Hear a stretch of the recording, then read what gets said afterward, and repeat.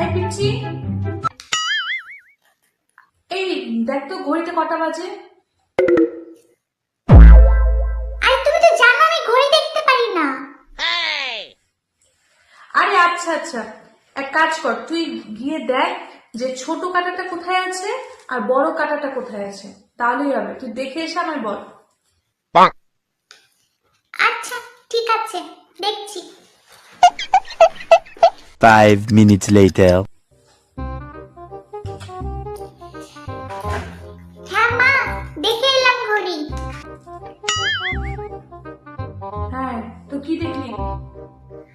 ছোট কাঁটা আর বড় কাঁটা দুটোই ঘড়ির ভেতরেই আছে।